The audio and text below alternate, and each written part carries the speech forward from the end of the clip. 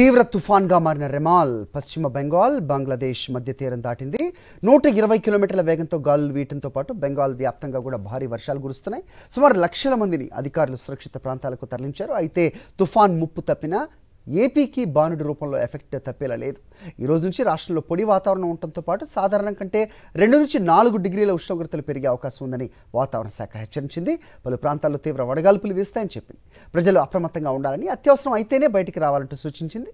రాష్ట్రంలోకి నైరుతి రుతుపవనాలు విస్తరించే వరకు భానుడి తాపం తప్పదంటూ తెలిపింది వాతావరణ శాఖ.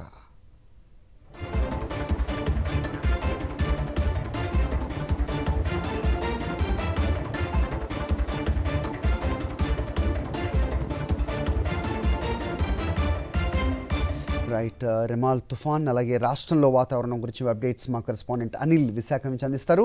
అనిల్ చెప్పండి, సో ఇవాళ నుంచి పొడి వాతావరణం అంటున్నారు, సో ఏంటి అప్డేట్స్? అలాగే తుఫాన్ ప్రభావం అయితే తెలుగు రాష్ట్రాల మీద లేనట్టే కదా, ఏంటి మీ దగ్గర ఇన్పుట్స్? Good morning Hari. తుఫాను ప్రభావం తెలుగు రాష్ట్రాలపై లేనప్పటికీ బెంగాల్ను అతలాకుతలం చేస్తుంది. నిన్న మధ్యాహ్నం నుంచి కూడా 120 కిలోమీటర్ల వేగంతో గాలులు వీచేటువంటి పరిస్థితి ఉంది. ఒకసారి ప్రస్తుతం మనం పశ్చిమ మధ్య బంగాళాఖాతం పరిస్థితిని చూస్తే కనుక పూర్తిగా అలలు ఎగసి పడుతున్నటువంటి తీరుని సాక్షి టీవీ స్క్రీన్పై చూడొచ్చు. పెద్ద ఎత్తున తుఫాను ఉన్నటువంటి నేపథ్యంలోనే పూర్తిగా అలలు ఎగసి పడుతున్నాయి. సముద్ర వాతావరణం అంతా కూడా అల్లకల్లోలంగా మారిందనే చెప్పాలి. ఉత్తర ఒడిశాతో పాటు పశ్చిమ బెంగాల్లో ఉన్నటువంటి చాలా ప్రాంతాల్లో పెద్ద ఎత్తున వర్షపాతం నమోదవుతుంది. అత్యంత భారీ వర్షాలు అంటే 11 సెంటీమీటర్ల నుంచి 16 సెంటీమీటర్ల వర్షం వరకు ప్రతి ప్రాంతంలోని కూడా పడుతున్నటువంటి పరిస్థితి.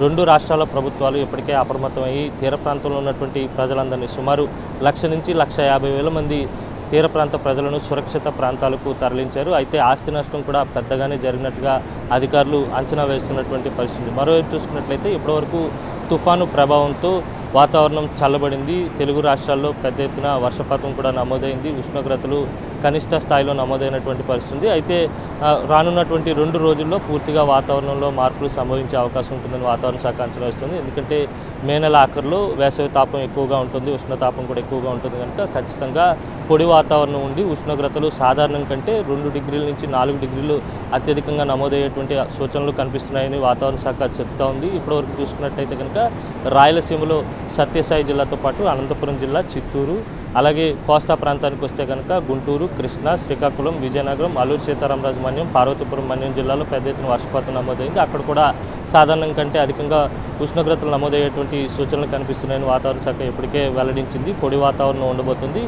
రానున్నటువంటి వారం రోజుల పాటు అంటే ఇప్పటికే నైరుతి ఋతుపవనాలు అండమాన్ తీరాన్ని తాకినటువంటి నేపథ్యంలోనే 31వ తేదీ కల్లా కేరళను తాకుతాయని వాతావరణ శాఖ అంచనా వేస్తుంది. ఆ తర్వాత క్రమంగా మనకి ఉన్నటువంటి రాయలసీమ జిల్లాల్లోకి ఎంటర్ అవుతుంది ఋతుపవనాలు. ఆ తర్వాత క్రమంగా రాష్ట్ర వ్యాప్తంగా విస్తరించేటువంటి అవకాశం స్పష్టంగా కనబడుతుంది.